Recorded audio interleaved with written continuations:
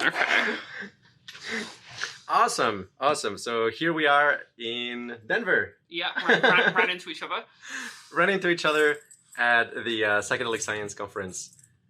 This is a hotel room, extremely improvised, but we decided, as you put it, the internet required of us. Oh, wait, yeah. I'm off camera. Oh, you're off camera? There we go. Yeah, there you go. Fine. The internet required of us to essentially have a conversation. So here we are. Yeah, it's come up quite a lot over the last few years, I've noticed. We've been interacting somewhat indirectly for like a decade now. Yeah, disregard everything I say. Yeah, I started that blog when I was 17, and you were referencing some of the articles that I wrote in very complex blog posts that I did not understand at all. I was like, oh, okay, sounds interesting. No idea what's going on, but cool.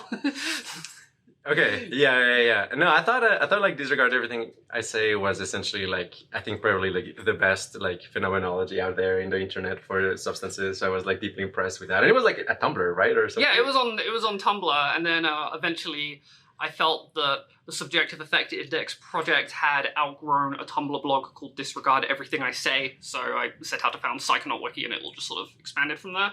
Okay, yeah. And that was like 10 years ago? I think I founded Psychonaut Wiki in 2013, and 2013. I left Psychonaut Wiki in 2017. Okay. So yeah. 6 years. Okay. Mm-hmm. So at the conference, I guess like that's kind of like a funny thing is like in the booths area, right? Mm-hmm. Like the vending places. It's like, oh, there's like this little booth, and they say like, yeah, we've got like, the best stuff. Like, what is it? Like, oh yeah, mushrooms like reishi, lion's mane, cordyceps, and it's like, okay, cool. And you go, like, the booth right next to it is like, oh yeah, we've got the best stuff. Like, what is it? Like, yeah, reishi, cordyceps, lion's mane. Yeah, there was a lot of that at the last conference I went to in Miami. Okay. Yeah. It's a little bit like kind of excessive, just like how repetitively proselytized these mushrooms are. Yeah. I mean, there's a huge variety of stuff at the conference, but there's also stuff that's like quite samey. Yeah. It's kind of just inevitable, I suppose. Yeah. Oh yeah, and I guess it's also like the whole contingent of people doing like stroboscopic stimulation, which is, I mean, absolutely fascinating, of course, but then like the explanatory frameworks that are like talked about are very much of the sort of like still, even to this day, talking about like this is going to activate your pineal gland. And is that what they're actually talking about? They're bringing up the pineal gland? Yeah. I think right next to your booth, there's actually like a little company that's doing like stroboscopic stimulation. It's like benefits, activating pineal gland. I mean, that's a bit cringe. I know. Where are they getting that from? I guess there's just this vague notion that the pineal gland is responsible for all sorts of things that there's no evidence for, I guess. DMT yeah. stuff. I mean, the stroboscopic vision stuff has... it's way more powerful than I realized. Like, when I tried it with you yesterday, I was experiencing incredibly distinct psychedelic geometry and straight-up figurative internal hallucinations of people walking past me in... Well, I was essentially seeing the conference floor, even though I was wearing the glasses. I was seeing people walking around. It was pretty intense. Yeah, it was like really taking me aback. We can do a little bit of that if you're... Okay, sure, I'm down. Let's just get some of your commentary. Okay, this is only the second time I've tried this. Yes, so not the very first time, but, sometimes you get like, you made the best phenomenological observations, like on the first few tries, not necessarily the first one. So let's, okay, yeah, this should work. So I didn't make these. You can buy this on Amazon. It's called Casina Mind Place. I've tried actually like a bunch of products. I'm not, they're not giving kickbacks or anything, but like, it's just like very well made and like pretty resilient. Like hundreds of people. I'm definitely going to get one of these to play around with. Okay, so this is 10 hertz. Okay. And I guess like according to like the QRI, Mimplex, and research, I mean, essentially different psychedelics do tend to come up with different characteristic frequencies. Yeah, okay, so this is 10 hertz with no phase. What do you think? I mean, I'm seeing mild, spiky, psychedelic geometry. It's kind of a repetitive pattern, sort of dark green thin lines superimposed over... I mean, I guess it's just a white background. I think that's the actual strobe light itself. Yeah. Yeah, okay, so the green part is being imposed on the color of the strobe light. Okay. Yeah, this is eyes open, in case, yeah. Yeah. Okay. Okay, so I'm going to do a phasing. Okay. So now it goes left, right, left, right, left, right. Okay, so that becomes like a weird cubic grid. With like a 3D cube in the middle, like black and white checker marks, and then that sort of that pattern repeats outwards with 3D in the center and then like 2D as it goes around it. Yeah. One thing you will notice, and this is kind of like an important insight, is that there is a correspondence between temporal frequency, essentially, the hertz, Okay. and So just how quick it is. how quick it is, and spatial frequency, meaning how detailed the patterns are. That's actually a super, super relevant thing. Like, if you look, I'll show you actually in a book pretty soon, but essentially, these like vibrating plates that you put like sand on and you kind of like vibrate with a speaker. They're called like Chladni plates. You know what I'm talking about? Not really. Okay. I'll show you what I mean. And we can also find like some videos online you can splice into these. But essentially, these are the resonant modes of essentially these plates. If you apply a low frequency, let's say like 100 hertz, is going to make like some like symmetrical patterns on top of it. But then if you apply something like 200 hertz, the patterns are going to be more detailed. There's just going to be more lines, and they're like the spacing between them is going to be smaller. So essentially, yeah, that's like pointing to like the correspondence. Whoa. Yeah. Okay, you changed the setting. All right. I changed the phasing. Yeah. There was a specific pattern that was slowly building up, and it just sorry about that. No, that's fine. It's doing something completely different now. Okay. Yeah. All right, I'm seeing Toad from the Super Mario games. Okay.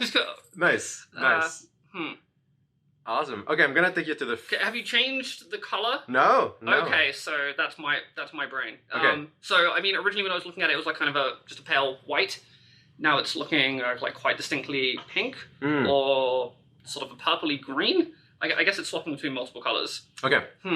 Yeah. So I'm seeing patterns right now, but I'm also seeing imagery embedded within it. I don't know why it's Nintendo themed. Probably because of the Toon Link. You just brought out the Toon Link. And I was like, okay, yes, Nintendo. All right. So for context, everybody, so we're together here with Link and Leona, who are like recurring characters in Qualia computing, especially for like talking about like mind melding and like interfacing deeply with somebody else's consciousness, which I guess maybe something we're like doing to some extent here. So I thought it was thematic. All right, so let me take you to my favorite frequency. Okay, there seems to be a sweet spot. Yeah, well, yeah, there's like several kind of like interesting kind of like places that have like their own characteristic effects. 14 hertz, which I'm gonna take you now, essentially, for me, have like the highest level of complexity and intricacy. Essentially, kind of like fairly unstable patterns. So like you can navigate and generate, depending on how you handle attention, a lot of different things. Okay, there's a lot going on right now. Right? Yeah. Is this the setting that you put me on yesterday that I said was phenethylamine-like? Probably. Yes, I think so. Okay. And the artwork that it was reminding me of, I couldn't remember the artist at the time, is Ben Ridgway, specifically. He has some sculptures, I could probably show it in the video edit, the geometry really reminds me of, and I don't know why. Nice. I thought it was very interesting, actually, that you were pointing out that phenethylamines kind of like are like more sharp. Like sharp and kind of like sharp edges and kind of like how do you describe them? So with hang on, I'm actually seeing a lot here. Okay, so with psychedelic geometry, I'm trying to describe geometry while getting overwhelmed with geometry.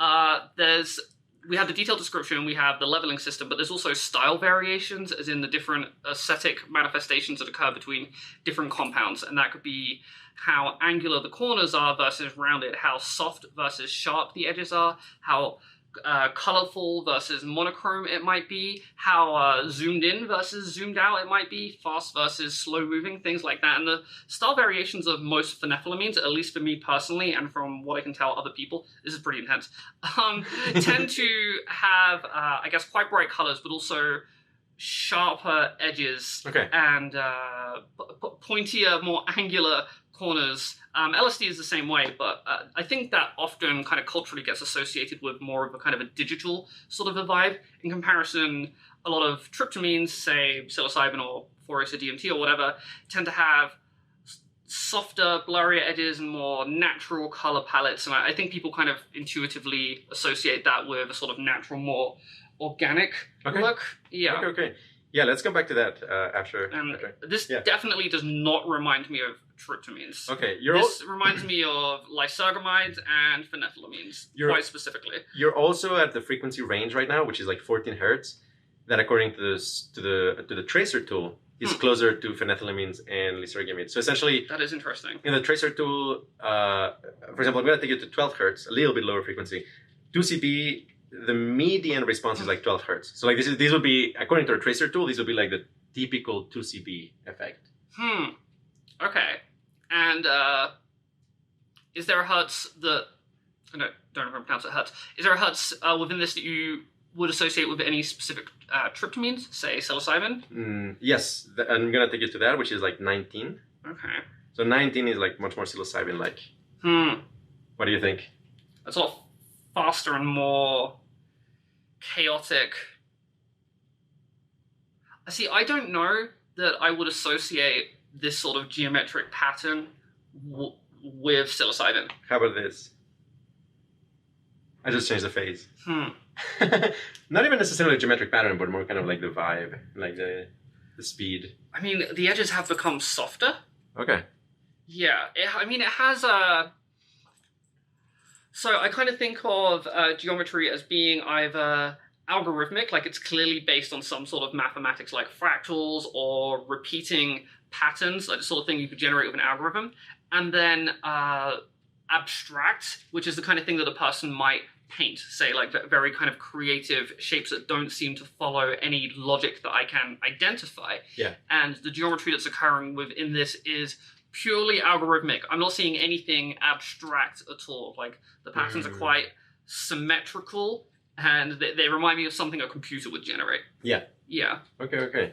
I'm gonna take you to the frequency I associate more with a DMT, which would be around like 28 hertz. Okay. Around there. That is interesting. See, it's become a lot less structured, I suppose. Like the resolution has increased to an extent that's almost detrimental because I'm so zoomed out. Like when you turn the resolution up too high on your desktop computer and you can barely read the text because it's really small. Yeah. That's what I'm seeing with this. So it's like, it's more detailed in a way, but I'm also further away from it. So there's less for me to sort of take in. Yeah. Okay. And then finally, which is, I mean, I think 5-MeO DMT is in some sense, I mean, it does have like low frequencies. Actually, I think like 5-MeO DMT has kind of like an 8 hertz component, but it also has a very high frequency component, which is around like 38 hertz, about like 40 hertz. So let me take you there and see if there's any resonance. Okay. To clarify here, when you're saying the hertz of a compound, what do you mean?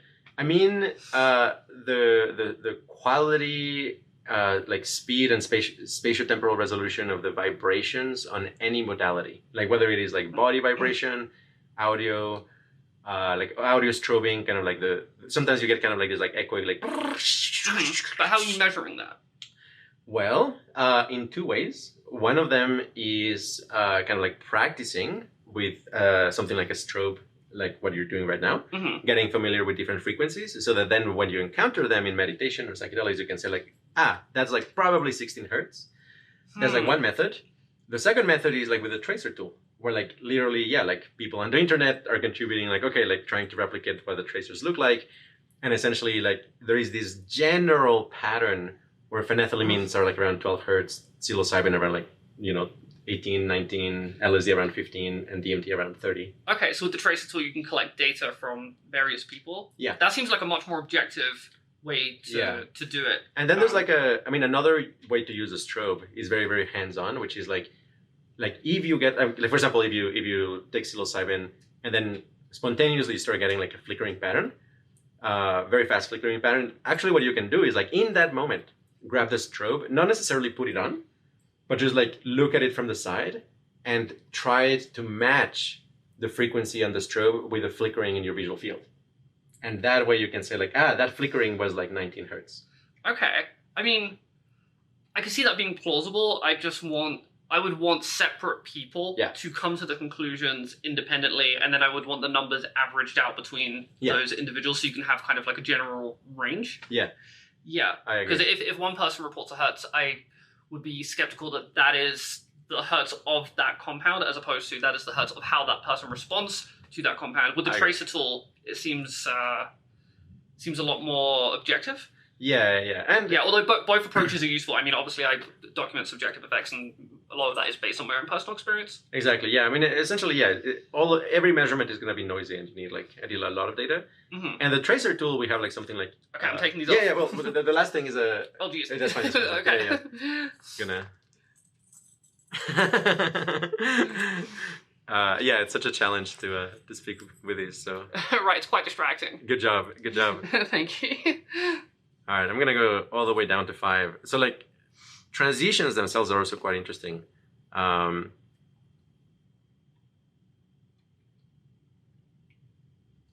Yeah, like. You're right. You're nodding out.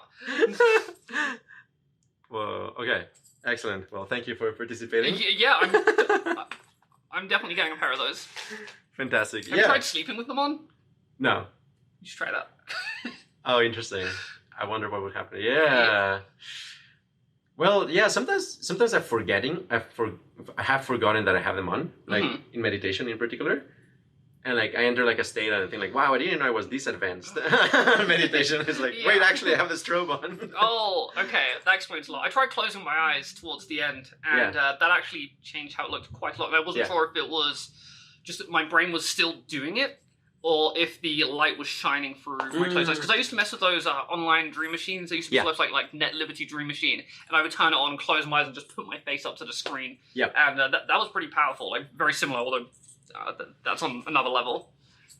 Yeah, I'm gonna take this off. I guess maybe the sound might. Right. Forgot about that. Yeah, no, exactly. You can forget about it. You can. There's actually like eyes opens or closed are both very interesting. And actually, I have like there's like a different pair of glasses that is like brighter, but there's rather than like kind of like a whole screen is actually just like a few LEDs at the center, and those are like optimized for like eyes closed. So I have like both because they're both interesting in different ways. Oh, wait, different pairs of glasses or different settings? Pairs of glasses. So this is the other one. You see, like there's a. Maybe I'll give those a try tomorrow. Yeah. Of course, anytime. Yeah. Okay, so I agree. I mean, essentially, like all of these still in terms of like data collection is kind of like I would say like fairly early stages. One of my missions actually for this conference, I had like 3 missions you could say, but like one of them was essentially to convince academics to like use the tracer tool in their studies. Why? Because it's like, well, I think it's pretty cool. Also, we would like get like much more like very well measured data. Like okay, like this was actually 15 milligrams of psilocybin, intramuscular or whatever, like actually pharmaceutical grade. But then also, I do think that the actual intensity and the frequency of the visual effects essentially is one way of quantifying just how high you are. It's one of many things. Right? Sometimes, like you might take a high dose of something, like LSD or whatever. I wonder if this has happened to you. For example, like sometimes you can have like really strong, overwhelming effects while having like relatively like weak visuals. Like sometimes the energy maybe concentrates elsewhere. Yeah, that can definitely happen. I mean, there are a lot of people that go through ego dissolution experiences and they don't really seem to be capable of experiencing visual effects at all. Yeah. I know one person who's a prominent psychedelic artist and he has aphantasia. He cannot visualize things at all. And he's an unbelievably talented artist, so I guess he just like visualizes externally on a canvas somehow. Yeah. But when he takes psychedelics, he doesn't experience any visuals. Wow. So I try to take it into account now when I'm describing the subjective effects of psychedelics, and not everybody gets visual. I have a lot of people reaching out to me and they're pursuing visuals like they're the end-all be-all of the psychedelic experience, wondering why they aren't getting them, and it's just variations in neurology, I guess. Absolutely, yeah. I have noticed this correlation between aphantasia and like a relatively lower load of visual effects on psychedelia. Yeah, some people with aphantasia still get visual effects, but I know a lot of people, or I've heard reports of a lot of people that have aphantasia and get much fewer visual effects. So I think it definitely correlates. Yeah. Okay. So we were talking about like in what way we like our work intersects, in what way it overlaps, in what way it's different, and like I think like the internet might be curious to hear that conversation. So very happy to dive into that. Yeah, I think that's probably something we should talk about. I mean, I'm only just figuring out what it is you guys are doing at all, to be honest. I mean, I have dyscalculia. I can barely memorize a 4-digit number. So whenever I read your blog post that have all these complex mathematics, I'm just like, I literally cannot comprehend this. I describe altered states of consciousness and subjective effects through words. That's how I think. I cannot do maths at all. I mean, I get the impression that I am documenting altered states of consciousness through simple communicable words that people can use as a sort of universal terminology set to discuss and describe things, and I want it to be as universal as possible. So I want researchers to be able to use the terminology set, and I want average people to be able to use it as well. Whereas I get the impression that you are mapping out these states through like complex mathematical underpinnings. I'm sure that's a massive generalization, but that's not a terrible way of putting it. So here's how I would describe it. So I mean, first of all, absolutely. I mean, I think there's like enormous value in essentially generating vocabulary, like the subjective effect index, things that like you can give it to somebody on an academic setting, and they could actually describe what happened, which is like an enormous like improvement over something like the mystical experiences questionnaire, which the fact that it's still being used is honestly kind of embarrassing for I like the MEQ30 as far as so I don't think it's a comprehensive ontology of transpersonal and mystical states, but it does measure whether or not somebody is going through a mystical experience. I guess when I think of like the factor analysis validated psychometric scales, there are ones I have problems with, like the 11D ASC, but the MEQ30 I think is pretty good. Yeah. It's not as good as it possibly could be. I've been actively communicating with Fred Barrett, who was highly involved with the development of that, and we're trying to flesh out like a much more detailed ontology of mystical states. Andy Newberg was involved in that as well. Some amount of that was in the mystical experience tier list video that I made, which was a bit of a shitpost, but does go into detailed analysis of the different states. Okay, awesome. Yeah. So I mean, and well, I mean, the value you're adding is like, other like very, very detailed phenomenological things, such as like symmetrical texture repetition or like object activation and like very fun things like that. Oh yeah, object activation is a fun one. It's like the poltergeist effect. No, what is it? I mean, so when I think of object activation, I think of, it's somewhat common on deliriums. Like you look at an object and it does something. So say it's a microwave, the door might open and close, right? Or it might disassemble and then reassemble. The object is sort of activated as a 3D external hallucination to do something that's based on the thing you're looking at. And often it gets kind of like poltergeisty, I guess. So I don't know, a door might open and close, or something might. Okay. If that makes sense. Yeah. I consider that like a subcomponent of external hallucinations. Yeah, makes sense. There's like kind of like one place where like that happens. I think it's like probably rare, but like very high dose LSD. Have you had like object activation on very high dose LSD? Actually not, only on deliriums. Okay. Which I wouldn't recommend. No, I wouldn't recommend deliriums either. But like, I think like sometimes very high dose LSD can do like really spooky things. Interesting. Like, like in Halloween, like what is it called? Like a pumpkin, like a carved pumpkin is like boom, actually like it's alive and it's actually doing things like actually like has its okay, so when I get hallucinations in my external environment on psychedelics, it's only ever sort of transformations and pareidolia enhancements. I would never hallucinate something external like a person standing there. That's always an internal hallucination for me. I've definitely heard people report that on psychedelics, but it seems to be less prevalent than internal hallucinations, which are more like dreamlike visions and such. Yeah. Okay, so I guess like to continue the conversation on like the overlap or like in differences in that's what we were talking about. Tangents, right? Don't worry. It's awesome. The ontology that you've pursued, I think it's amazing and an enormous improvement over like anything that is in academia. I mean, I'm sure it will be in academia. It's gonna be. It's getting there exactly. The way I might kind of like approach this is so like one of the early quantum computing articles, probably like 2015 I think it's 2016, is called Algorithmic Reduction of Psychedelic States.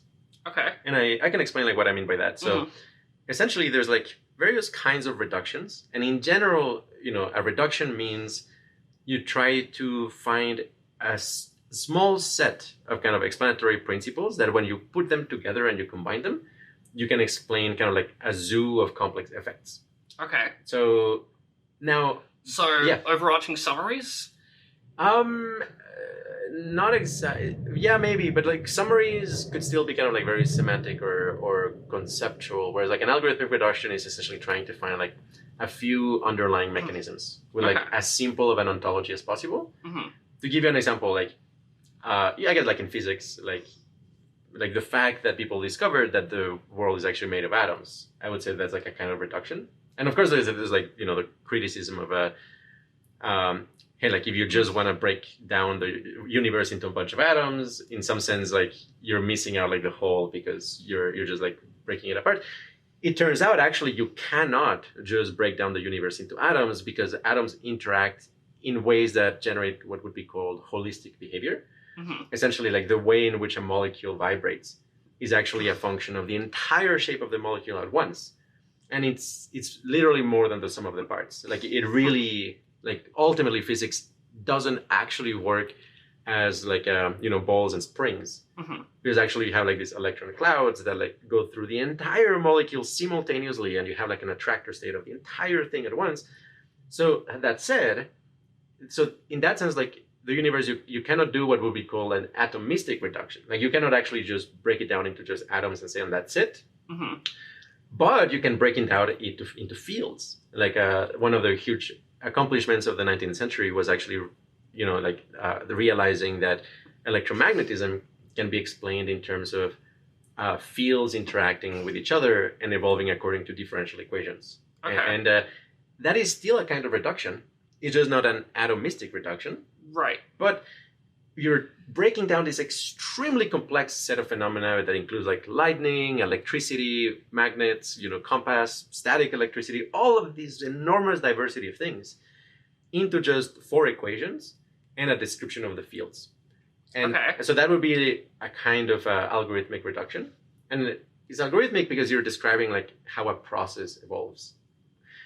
Likewise, what I try to do with psychedelics and consciousness more broadly is, can we find a very, very simple ontology, a very simple kind of like set of building blocks, and a way in which they interact in such a way that if you just, kind of like, how do you call it? Like you pull the crank or you... Okay. Yeah, you just like push forward with those interactions, you can derive... So you're trying to find like the base underlying mechanism that leads into sort of expanding complexity? Exactly. That makes sense to me. Okay. Yeah, I actually understood that. Awesome. Yeah. So for example, like very early on, like I think that article, I was making an effort to explain. I mean, I think like the visual, like effect index or Psychonaut Wiki at the time, I think the visual component had something like 55 like effects or something like that. Yeah. I think what I was trying to do at the time was, can I derive all of them just based on like 4 simple effects interacting with each other. And the 4 effects that I thought at the time that were kind of like the primary psychedelic effects, obviously I don't believe that anymore, but it's a good first approximation. It was tracer effects, symmetrification, then pareidolia, or like enhanced pattern recognition, and drifting. Interesting. And my thought is like, hey, things like scenery slicing or object activation or any of the other complex things, it's just like how those 2 things like put together interacting with one another. For example, like, hey, like symmetrification together with tracer effects, you get kind of these like tracers of symmetries that then can compound with each other, and you get kind of like these crystalline fractal structures. And like, it's not that there is like, fractals are like an inherent building block, is that when you combine tracers and symmetrification, you get fractals as an effect. Okay. So yeah, I mean, I have sort of, underlying hypotheses about how certain categories of effects might work, and they do all sorts of seem to stem from similar things, or at least a lot of them do. Is that your current ontology of visual effects? No. Okay. Because I would put drifting and tracers in the same category, or at least I think they stem from the same sort of neurological feedback loop of signals going through little loops and then just kind of degrading. Yeah, that I think that is definitely getting closer. So the biggest update, I guess, like for people listening who want to kind of like dig into this rabbit hole, would be this framework, actually I made a presentation about it this year, which is called Psychedelic Thermodynamics, which explains psychedelic effects in terms of field behavior, kind of like electromagnetism. In the end, actually, it's going to be electromagnetic behavior, but right now, for the sake of explanation, actually, I want to say that I'm agnostic about it. But essentially there, actually the way I approach it is in terms of energy and how energy moves from one domain of experience to another. I could go into it. Maybe it's a little bit of a rabbit hole, but maybe I could provide a few of the kind of core trying ideas. To explain like I'm 5. Yeah. Okay, so here's why are soap bubbles spherical? It's a good puzzle, actually. Because I guess the pressure is going out in all directions in equal amounts, I guess. Yeah. So what would happen if a soap bubble was a cube, for example? Just I assume the edge would cause it to pop, but I'm just basing that on vague intuition. Imagine it's a little bit of a rounded edge, it's not a little bit of a rounded edge. Cube. Okay. Yeah. I assume that bubbles are pretty unstable and that they can only maintain structural integrity if they are relatively spherical, because if they're not a sphere, then there'd be uneven amounts of pressure placed on certain segments of the bubble, which, if it's very delicate, could cause it to pop. Yeah. I'm making this up. No, this is getting there. So here's what is going on. Every point on the surface of a soap bubble is essentially trying to minimize its tension. So it's less tense when it's actually flat. It's more tense when it's kind of curved, and when it's kind of it has edges.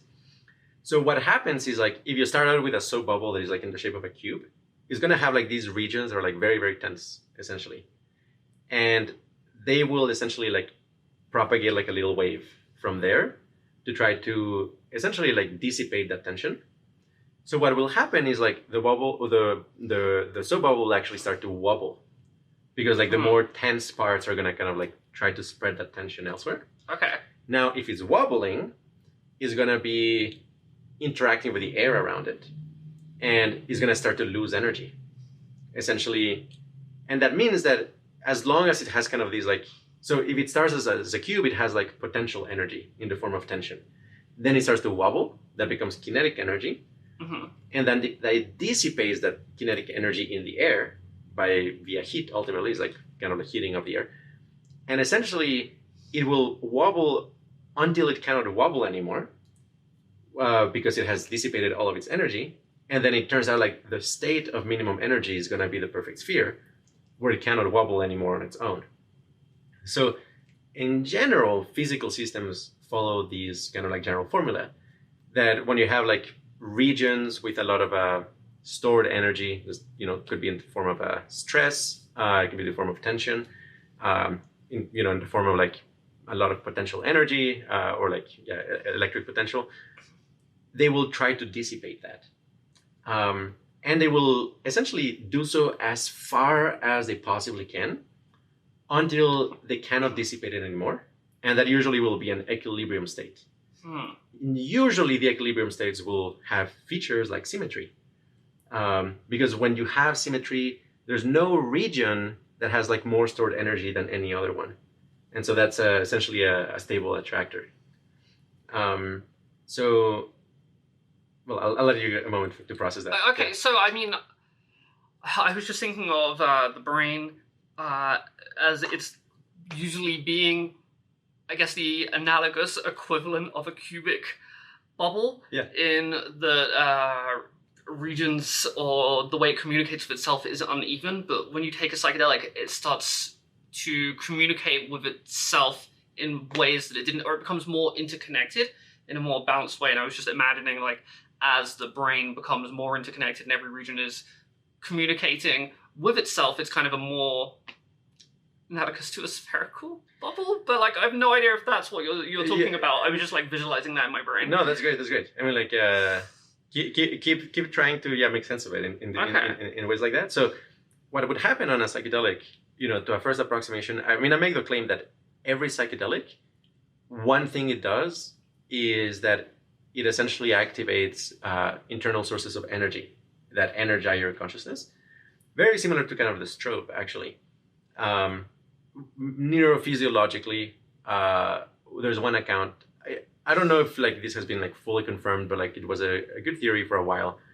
Essentially, the cortex functions as an inhibitory mechanism, and whenever the cortex, in the prefrontal cortex, no, like sensory, this, like for example, like the visual cortex. Okay, right.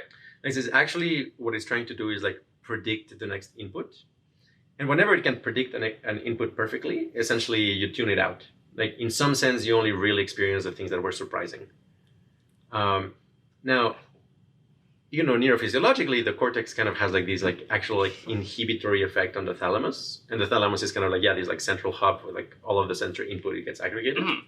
Is that what sensory gating happens? Yeah. Mm-hmm. Essentially, yeah. So the cortex is kind of like gating, is like kind of like preventing the activation of the thalamus in every way it can, whenever it can like anticipate what's going to happen. So James Kent, maybe you've heard psychedelic information theory, PIT. I remember reading that when I was younger and having the exact same problem I had with your book. Okay. I was like, okay, this seems interesting. I don't understand. Okay. So he has this article called "The Control Interrupt Model of Psychedelic Action," mm-hmm. where essentially, he kind of like has this idea of like, which is I think like neurophysiologically accurate. Like the cortex is an inhibitory mechanism, and essentially, you know, imagine that it's like sending like 100 signals per second to the thalamus to inhibit kind of like sensory input. Now, something like LSD might essentially like block that inhibitory signal several times per second. It's kind of like interfering with that signal. Mm-hmm. So it's actually inhibiting an inhibitory mechanism. And as a consequence, the thalamus actually like ends up like propagating more energy, more information to the cortex. And essentially kind of like the balance, the new homeostatic level, the new kind of like balance of energy is one where, hey, the cortex and the thalamus are actually like more activated because there's like a failure to inhibit several times per second. And effectively, that ends up being something like you have like an internal strobe in your brain that is like actually like preventing the inhibition of like what you just experienced. And that would be kind of like a very low level physiological mechanism for like tracer effects. Now, tracer effects will generate kind of like this buildup of qualia, buildup of energy in your experience. And then there's like a lot of downstream effects of, hey, how does your brain handle all of that extra energy? And that is where like psychedelic thermodynamics comes into place, which is, okay, there's like this like extra energy that is trying to be dissipated. And in this theory, in the psychedelic thermodynamics framework, all of the crazy psychedelic effects are actually the result of that energy's dissipation process. Like the symmetries that you see are symmetries because actually the more symmetrical configurations are essentially energy minima. They are kind of the equivalent of the spherical soap bubble. Okay, I'm having thoughts. Yeah. So I remember when I was analyzing the psychedelic experience a long time ago. As a teenager, I wrote an article called "A Scientific Explanation of the Psychedelic Experience," which I completely disagree with now. But it kind of summed it all up through reduced sensory filtering. I was looking into the thalamus thing as well, and I mean, I guess it explains a lot of increased visual acuity, heightened colors, tactile enhancement, like sensory enhancements and things. And I guess it's also related to people with autism that have sensory processing disorders because I think they have trouble doing that automatically in the same way that neurotypical people do. But no, I guess I was imagining increased input coming through. I guess it usually stops it either to save energy or to stop consciousness from being overwhelmed, or some combination of the two. When you're saying that energy has to go somewhere, do you think a reduction in sensory filtering is causing neurons to have too much or energy or signals, so they're trying to send it elsewhere, which would cause the brain to become more interconnected? Yeah. Huh. To a first approximation. Okay. And I mean, So I guess I think about the psychedelic experience a lot in terms of increased connections in the brain, especially with psychedelic geometry, and I think a lot of visual distortions can be explained through increased sensory connections in terms of feedback loops, and then also Yeah, I guess I always thought of sensory amplifications as being a different thing. Like the sensory gating is going down, but I guess maybe they could be related if that increased input has to go elsewhere, and that's leading into increased interconnection. The interconnection. So essentially, well, there's a lot more to unpack, but like I'm thinking, like you said, like explain like M5. So whenever you do have kind of like an opening of a channel of communication between sensory regions, like and synesthesia and things like that, essentially those would be energy minima. They are again kind of the equivalent of the spherical soap bubble, in that like the energy by trying to dissipate in this very complex system found, for example, that these like synesthetic experience of like audio and visual experience, for example, in a resonance, that is a kind of symmetry. That is kind of like symmetrical texture repetition, except that is like cross-modal, is like an interaction between the senses. And whenever you have kind of, like a stable synesthesia or something like that, that is going to be functioning as a way for the energy to get dissipated. And so essentially I think like, okay, like why do different psychedelics produce different kinds of synesthesia? It is because the different strobe frequencies that get activated internally essentially favor different types of energy dissipation mechanisms. I'm going to actually show you the Chladni plates. Yeah, go for it. I was having thoughts about, I think that geometry is a form of synesthesia. Yeah. As in a form of mental synesthesia, so like complex signals are going from different regions of the brain and reaching the visual cortex and then being reinterpreted as sensory stimuli that's often innately readable as representations of wherever the signal was originally coming from, say an emotion or a concept or a neurological process. Okay. And I just think of it as another form of synesthesia, but I think that happens as a result of the increased interconnectedness. So this is a book called Harmonograph. I mean, it's actually about like this like little device. Is a kind of like two pendulums that you can sort of like connect to each other. And the harmonograph is its own trip, but actually I'm only bringing this book for a different reason, which is that it has like this very nice like table of like resonant modes of a metallic plate. So essentially what you do here, and you can splice a picture of this, even a video. I think there's like videos on YouTube. This is like a metallic plate. And then underneath it, you put a speaker, like, literally, like could be with sound. You could also like attach it to the speaker. It doesn't matter. Both work.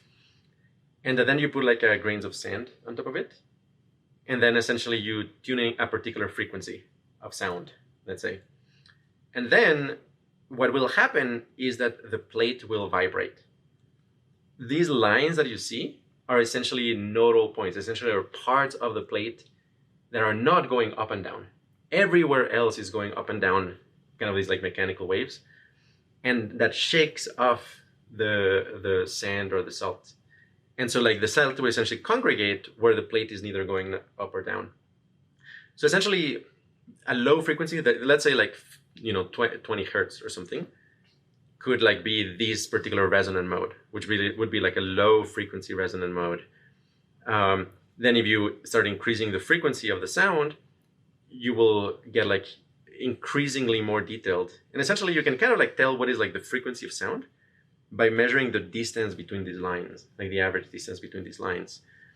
And this shows exactly that correspondence I was telling you, which is like temporal frequency, like how many times per second it's oscillating, and how detailed the patterns become.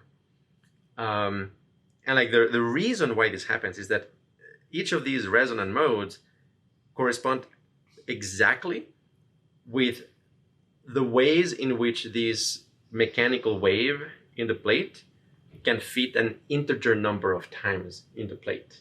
Wait, can you repeat that? Yeah. So essentially, when you add vibrations to a plate, and the vibration doesn't fit an integer number of times in the plate, it cancels itself out.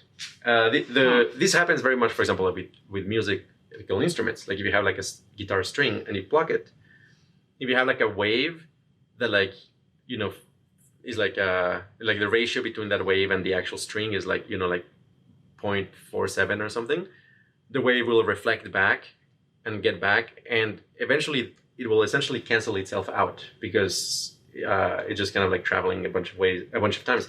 But if the wave fits twice exactly in the string, it will bounce back and forth, and it will essentially make this thing that is called a stationary wave. And essentially, like that is the thing. Like essentially, a plate like this will have its resonant modes with their associated frequencies.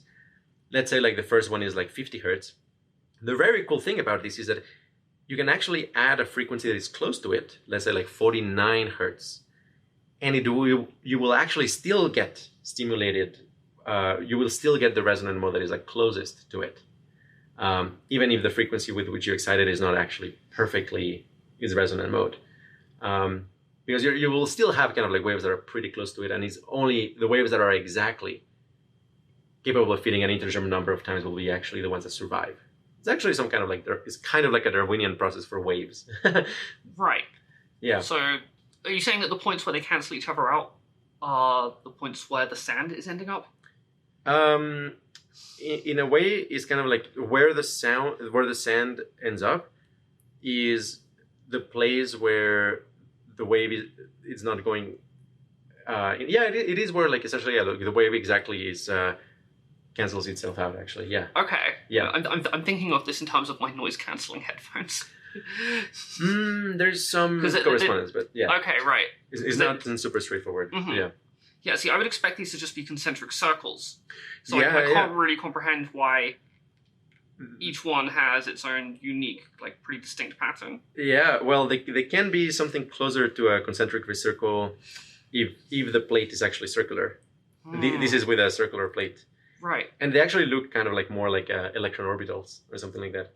And actually, in the final analysis, actually electron orbitals are the resonant modes of a field that follows the Schrodinger equation, which is differential equation that explains how like particles move in at a very small scale. So even atoms, atoms and molecules are actually stationary points. They're like the resonant modes of the fields as well. Which, when hippies say like, oh, it's all vibration, and it's like actually ultimately, yes. Any pattern that you see in physics is actually, if it's there, it's because it's actually like a good way for the field to dissipate energy. And it's a way in which energy gets trapped in a resonant mode. And essentially, like a lot of like the kind of like work at QRI is like, hey, let's apply these conceptual frameworks to things such as like psychedelic experiences.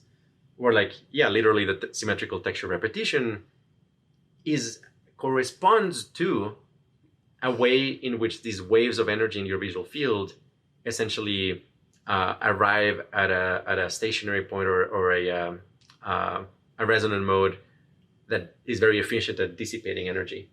And like that's why like it's the one that survives, very similar to like why a soap bubble is spherical.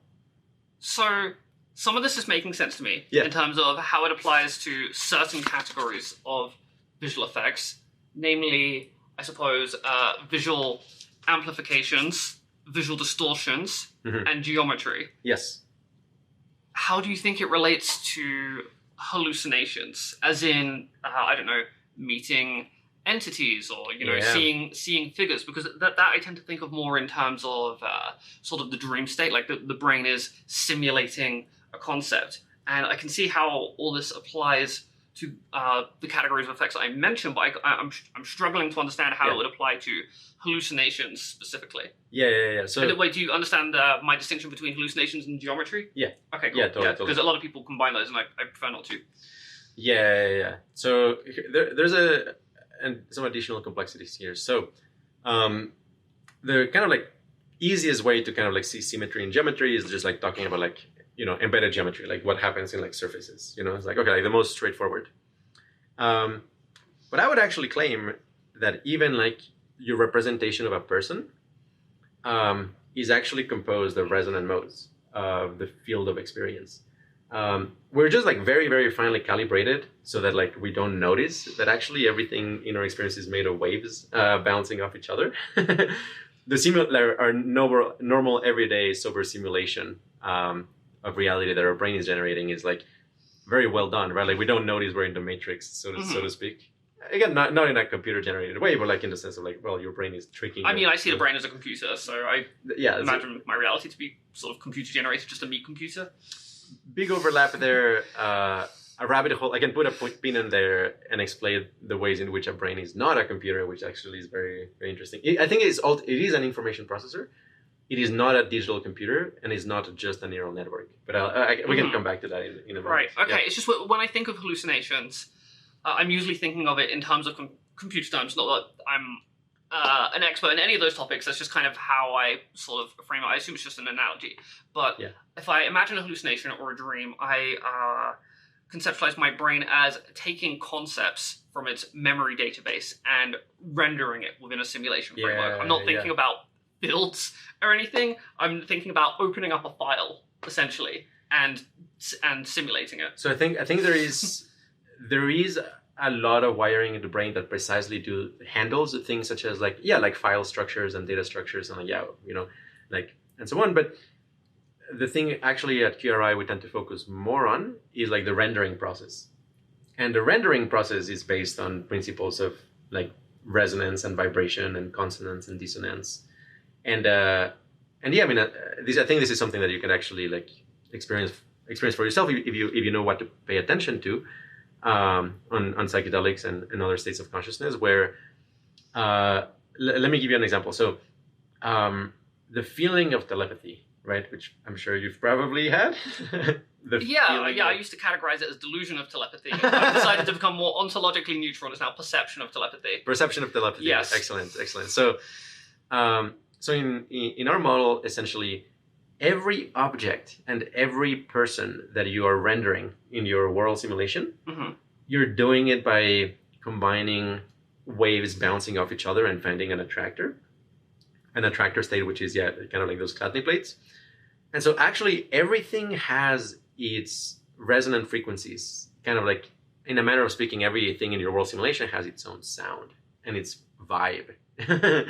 So what happens is that in normal everyday life, there's like a lot of kind of like tricks and handling operations where the vibes of the different objects are actually constructed so that they don't blend with each other.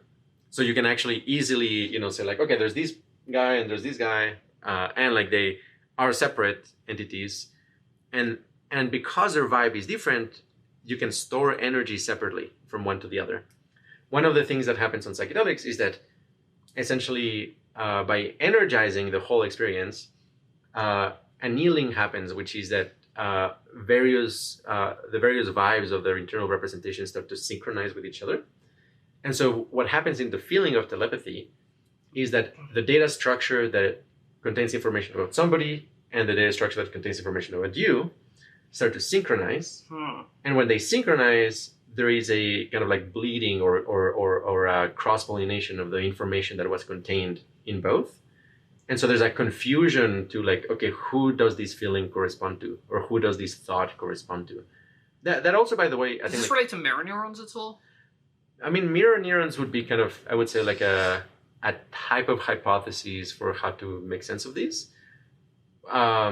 But it's not, I think it's not sufficiently general. But yeah, it's kind of in that direction. I mean, like mirror neurons in some sense would be sort of like the parts of the brain that are handling kind of like the synchronization as opposed to the desynchronization. I mean, in some sense, I actually think like a lot of what sober experience is about is precisely desynchronizing aspects of your experience. And psychedelics are kind of like messing up with that very finely tuned process. And then like there's actually like kind of like bleeding of frequencies between things, and like high enough doses, there's this very weird confusion of like, wait, I feel like I'm the couch sort of thing, right? You can blend with the couch, boundaries dissolve. But I mean, essentially, this is guys at home or people at home, like pay attention to this. Like when there is confusion of identity or confusion of boundaries, my claim is that there's always a synchronization process happening. Like if you pay attention to the frequencies, the way things like flicker and vibrate, always when there's a confusion of boundaries, internal temp. Yeah. Well, I've never had that happen to my camera before, but... Okay. So, you're talking about perception of telepathy in a very different way to how I think about it. Yeah. So, I've always had this intuition that human brains, or maybe mammal brains in general, are prone to syncing up in some capacity, Yes. and that perhaps there is more communication happening between us through this sort of synchronization process and subtle body language than we are consciously aware of, which can mean that we're communicating information on a level that we just don't understand, and that can be perhaps amplified or at least more apparent under the influence of a psychedelic. Yeah. And I also think that people tend to just lose, theory of mind? You know, the idea that people can know things that you don't, or vice versa. When that goes, it can feel like you're both experiencing the same thing, or you're wirelessly communicating. Exactly. What do you think about that, and how does that relate to how you're conceptualizing this? Exactly. Yeah. So essentially, because of this like synchronization process, I mean, the technical electrical engineering term is called increased impedance matching, where essentially like objects or oscillators that are vibrating at different frequencies are more likely to actually like synchronize with each other.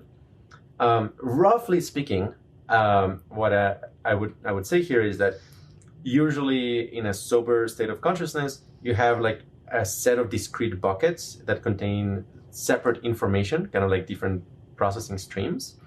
I estimated they're like about 7, and like it's very hard to count because like they're not explicitly represented, but I think they're always there. And on psychedelics, essentially, I think you have like fewer buckets because they're like actually cross-bleeding and synchronizing more with each other, but they're larger buckets. At the peak, you know, like an ego death experience of a certain type, or 5-MeO DMT for most people, I know some people react atypically to it, it can actually all become just one bucket, where like it's all synchronized and it acts just as a unit. Actually, Jhanas, the advanced meditation states, are also like that. You get kind of these like, there's only just one vibration and it's all just that, like the Om of Hinduism or whatever, the sound of the universe or whatever. That is like when you get just one bucket. But yeah, on psychedelics, typically, I mean, let's say like 200 micrograms of LSD or something, like, well, okay, rather than 7 buckets, maybe you have like 4 or 5. And so you actually don't have enough buckets to represent a social situation like you would. And it like, instead it's like, oh, these two persons feel kind of like merged, and these two persons feel like merged, and I feel merged with the group mind sort of thing. Like, and essentially, yeah, there's kind of like more cross-bleeding. It's more difficult to keep information separate, essentially. Right. Okay.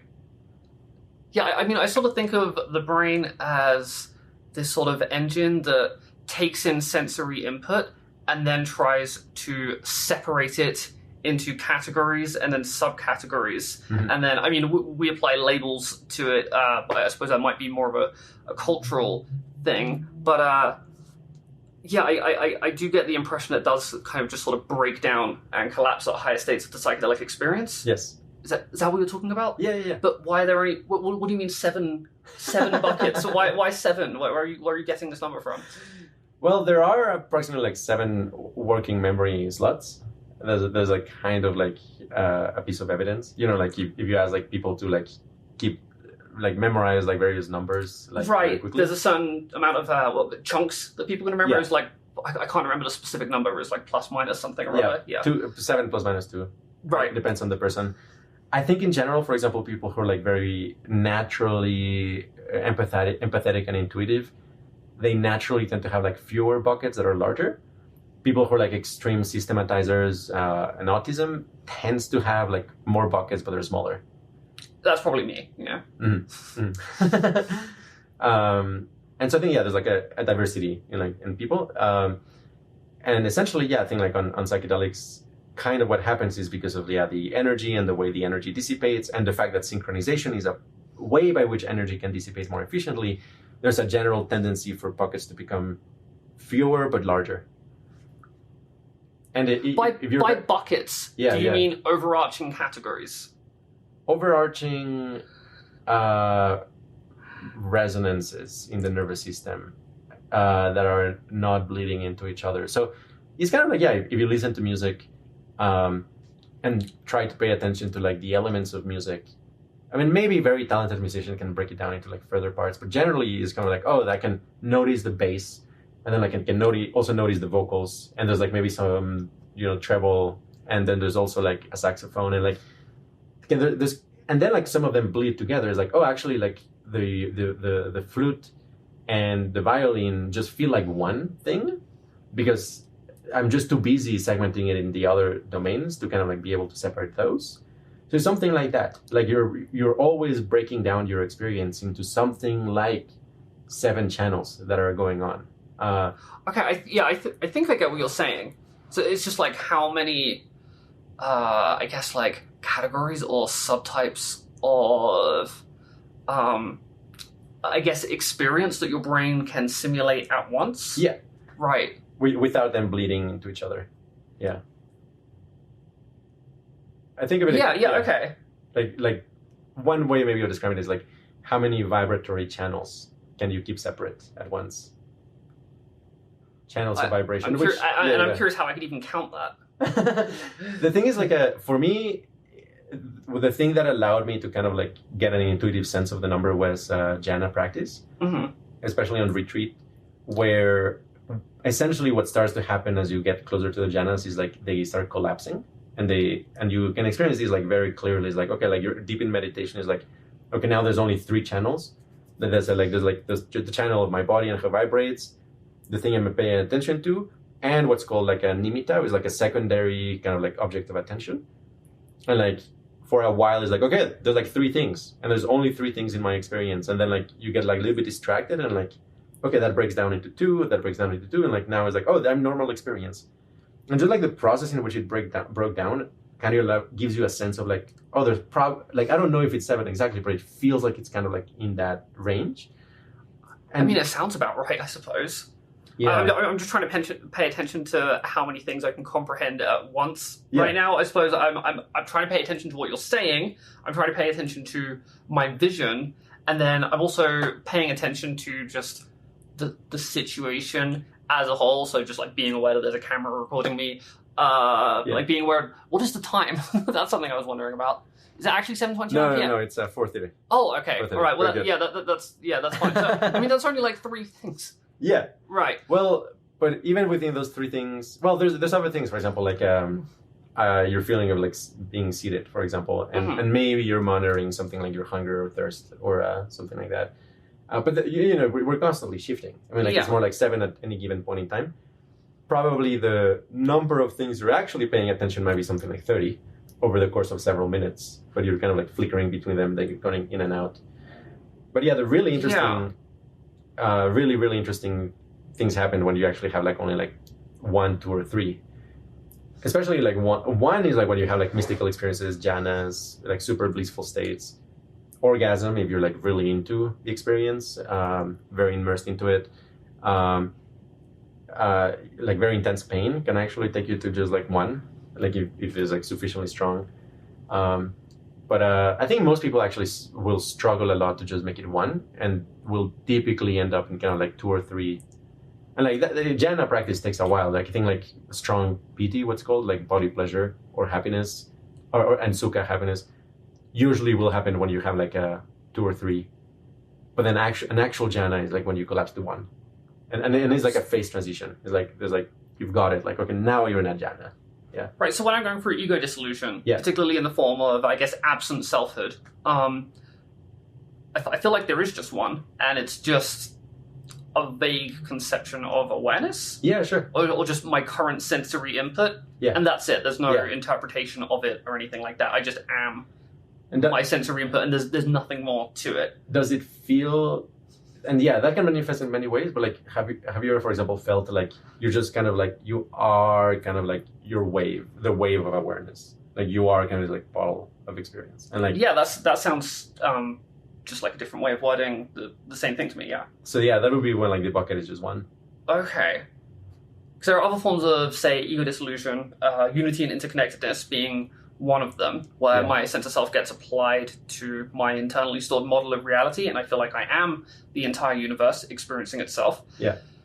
But during that state, I'm not really sure it impacts the amount of, I guess, chunks or buckets that I can currently conceptualize. It's just that my sense of self has expanded to include more things than it did previously. Yeah. I would say it probably has affected the buckets, but maybe it's more kind of like there's 1 large bucket, and then there's like maybe like additional 3 or something. Yeah. Have you ever experienced like becoming just a point? Like either like high dose ketamine or high dose LSD, for example. Becoming a point? Collapsing into just one point. No. I don't think I've ever experienced that. Okay. So okay. usually when I'm going through ego dissolution under the influence of a psychedelic or a dissociative, there's a lot of content.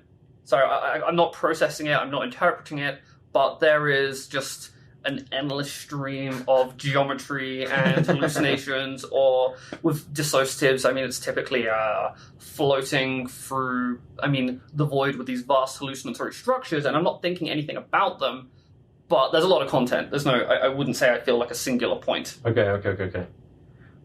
Yeah. I've In fact, I don't think that's even contained within the subjective effect index, so I'd probably be curious to figure out what that might be. Yeah, I've talked to people for whom it's happened, and does that happen on 5-MeO-DMT? Yeah.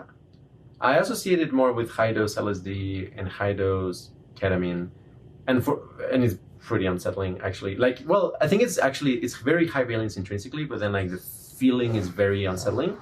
Also, I know that some Buddhist meditators, they also experience these. Yeah. And it's actually one of the CDs, like one of the quote unquote like powers, which I think are like different kinds of hallucinatory states. But being one point, the reason is unsettling, I think, is that like you completely forget who you are, and you feel like you realized again that you're like the one electron in the entire multiverse, and like when you're in that one point, you don't know who you will be next or what will happen next. Because it feels like, oh, you kind of like popped out of eternity and you're just like that one point again. And so like it's unsettling because you're like, am I gonna go to like a hell realm or a heaven realm? It sounds like a solipsistic ego death. Yeah, it's absolutely solipsistic ego death, 100%. Yeah. So when I'm going through ego dissolution, I have no conception of who I am or anything like that. Okay, so I'm chronically depersonalized. I don't have a sense of self. Right. Like I'm talking right now, but it just feels like a pre-programmed response to sensory input. I can't move my hand in front of my face and feel like I'm doing it. Okay. It just feels like it's happening. I'm literally an NPC.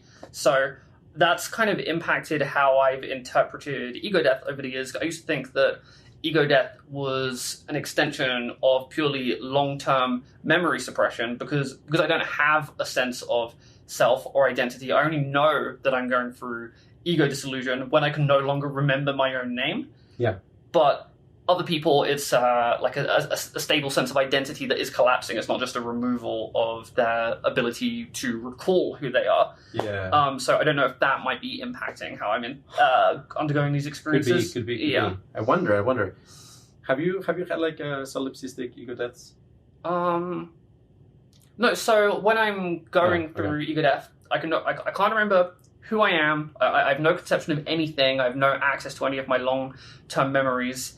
And there's, as I said, like a lot of hallucinatory content. And if I push it beyond that, which I've certainly tried to, it's just passing out.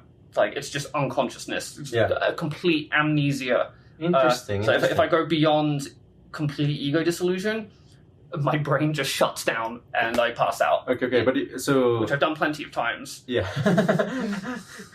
So you don't feel ever like you are the only like subject of experience and like all of the universe is just you and like you're alone? Is that an experience you've had? So some experiences that I've had are this is a subjective effect I've been thinking about recently. It's sort of a reduction in a feeling of environmental continuity. So I might feel like nothing outside of my current sensory input exists, which can often lead to the feeling that my bedroom or my apartment is just a spaceship floating in the void. But it never continues to collapse down into a single point or anything like that. I don't know if those are related. Yeah, interesting. Okay. You know, the thing that this makes me think of is, yes, the stages of insight, like in some of the Buddhist models, and also Roger Tisdale, which you actually briefly talked to, I think, in one of the, what is it called? Phenomenology clubs. Mm-hmm. But essentially, he describes kind of like, at least in his experience through meditation, like 5 stages, which was like normal everyday life, then identifying with the witness of experience, then what he called like God mind, or like becoming one with everything, then no self, which actually sounds kind of like what you're maybe experiencing, like just there's just no self. So like absent self is how, but that means the same thing. It's just basically a synonym. Yeah, because I think like whereas like the God mind level would be more like anything you experience, you feel it as a facet of you. Yeah, I would categorize that as unity and interconnectedness. Okay. So there's losing your sense of self, and then there's having your conception of yourself being expanded to include concepts that it didn't previously include, which at higher levels leads to, I don't know, becoming one with the universe or becoming one with God, things like that. Yeah. So that sounds like a very similar ontology of ego dissolution. Yeah. And then the fourth path, which would be like the fifth level, there's some kind of like geometric or topological rearrangement of attention and awareness where actually not only there is no self or absent selfhood, there's also no center of attention, which is apparently also like that feels way better. It's like a much more pleasant way of living, which it sounds like maybe you're not experiencing that, would be my guess based on the description, but I don't know. I don't think so. I mean, is that another subcomponent of ego dissolution? So the way people describe who are like in that state of consciousness, the way they describe it is that the visual field, it never feels like they're paying attention to one thing and then another thing. It feels like they just see the whole visual field at once, clearly and crisply. Oh, I absolutely have definitely had that. Mm-hmm. I've had, I suppose I interpret them as sensory amplifications. I feel like usually, I don't know, I have a peripheral vision and I'm comprehending the thing that I'm looking at, but if my sensory filtering shuts down due to a psychedelic perhaps, then I can be aware of all of my senses simultaneously, which can be kind of uncomfortable and overwhelming, and it often feels like it's very much at the expense of other cognitive processes, because it can lead to my ego shutting down because it can't handle it, I suppose. It just feels like an overload. Yeah. Is that the same thing? I think it's very related. I think like in their case, it's something like they have stabilized that and then made it pleasant, and also just like learned to live with it. Mm-hmm. And like it's actually they describe it as like a huge upgrade in how they feel. Okay. And it comes with a lot of like sensory clarity and like very enhanced perception all the time. As somebody with a lot of sensory issues, presumably due to autism, that sounds terrible. Yeah. How am I supposed to focus on anything if I can't shut out at least some of my senses? It's a very good question. I don't know. Okay, interesting. If you could have all of the senses coming in at once and you could comprehend them all at once, then sure, I could see it being fine. Yep. But I guess if all of my senses are coming in simultaneously, I cannot comprehend all of them simultaneously. It's too much. There are too many buckets. Yeah. Yeah. Yes. There's ultimately I think it's something like a harmonization process when it is like having that quality of attention, but then on top of that, like it being hyper harmonized, and then it feels very good. Okay. I mean, like they do describe it as like their baseline everyday moment to moment experience is like better than like MDMA, just like without like no deeps and like huge reduction in suffering overall. Yeah. I mean, that does sound nice. Yeah. Certainly can't relate. Yeah. Yeah, I'm curious. Actually, yeah, like, does MDMA make you feel good? Yeah. I mean, of course it does. Yeah. I don't know. There's like a subset of people that just like. Okay, no. MDMA feels amazing. Yeah. Yeah. I mean, the come down isn't great, but. Yeah. How many times have you taken MDMA? If you don't mind me asking. Too many to count. Okay. Especially as a teenager. Yeah. I don't really trip as much these days, but as a teenager, I was all in for better or worse. Yeah, I have a lot of terrible sex gremlin stories from my younger days. Okay. Yep. Okay, so here's like a phenomenological, very interesting. Like you were talking about like MAOIs giving kind of like ayahuasca shimmer or like ayahuasca like feel to any other psychedelic. Yeah. So I mean, like, Syrian rue is the main one that I've experimented. Plus, I just guess harmala alkaloids, which I think are present in Syrian rue. Okay. I mean, they interact with DMT visuals to make them more.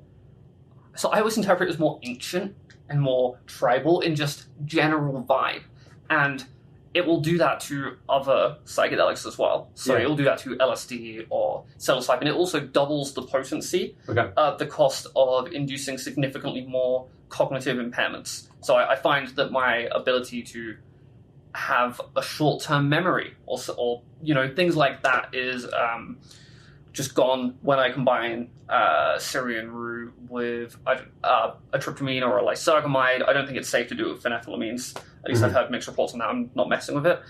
And yeah, so I could have visuals that are proportionally as intense as they would be on a different equivalent dose, but I needed less because the Syrian rue doubled the potency. But in comparison to that equivalent dose, I have way more cognitive impairments, but then also the visuals kind of change in character, and it does feel a lot more ayahuasca-like. Yeah. Okay. So overall kind of, this lens of like vibration, consonance, dissonance, and resonance that I've been talking about is that it also gives us kind of like a lens for like understanding that type of effect. And also along in the same category, I would put kind of like adding MDMA to things. Then like Stephen Lehar, this crazy cognitive scientist that we reference a lot. The way he would describe candid flipping is like, you get kind of like the same kind of like intensification of experience and like symmetrification and so on of LSD. But then on top of that, you get like MDMA that kind of like shakes your experience in a very relatively fast, but also like very like soft way. And so the sharp edges of MDMA actually become like kind of like soft and creamy and kind of like rolly and more pleasant and by sharp edges, do you mean uncomfortable physical side effects, or are you talking more about like a sensory aspect? Both. Okay. But even just like at the visual level, that like on LSD you can have like very crisp, like sometimes like very crisp, very beautiful, highly detailed outlines.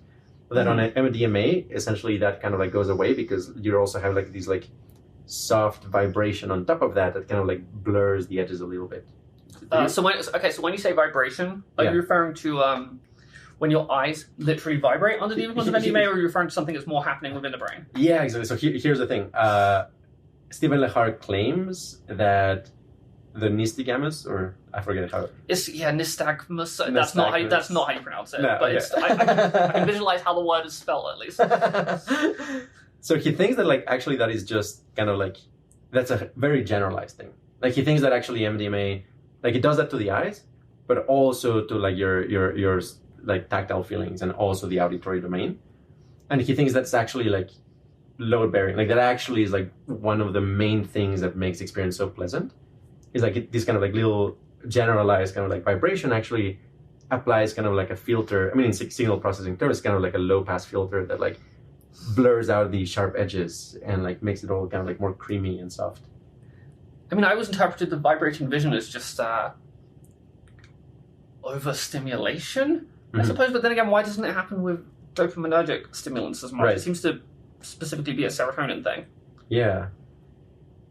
Is this the whole tension having to be offset somewhere else thing that you were talking about earlier? Maybe, a little bit, like dissipating stress. Yeah. But yeah, I mean, like people report like on MDMA, like the whole body can vibrate as well. Yeah, I definitely experienced that. Yeah, and I think it's not. I don't think it's just kind of like a side effect. I think it maybe to some like even at relatively low doses, I think that is also happening, just like kind of in the background. And I think like that. Well, I suspect that might be why the experience is more pleasant because it's removing sources of like blockages and tensions and like symmetry breaking points and discontinuities. Now that you mention it, I do get that effect on psychedelics as well, and it does feel pleasant. Like if I let my body vibrate, it will continue to vibrate. I also often notice I'm tripping because if I put my hand on, say, my leg or something, my finger will start. Oh, interesting. And if I just let it just kind of does it automatically, and it does feel good. And if I let it encompass my entire body, it concerns the people around me because it looks like I'm having a seizure.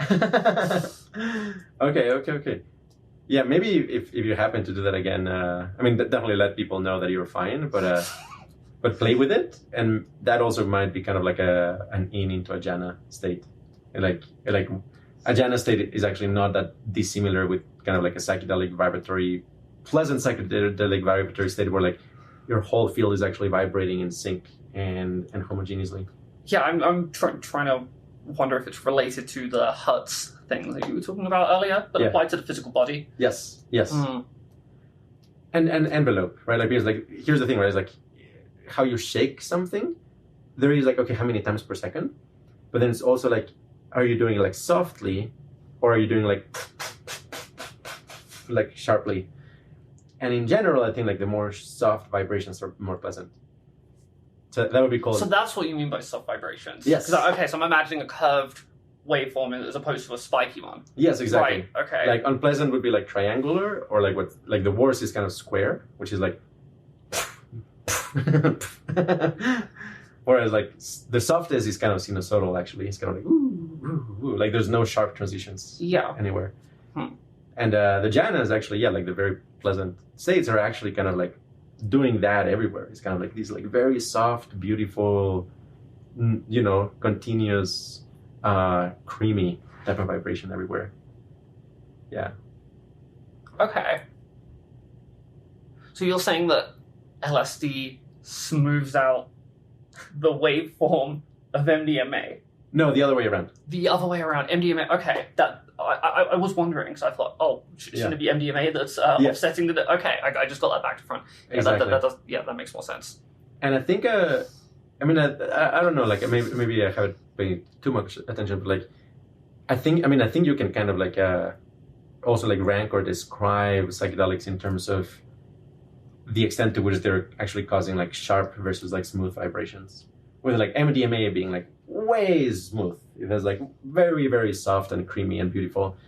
And I would say maybe something like 2CT2 maybe as like very sharp. And then again, maybe there's like a lot of interpersonal variability.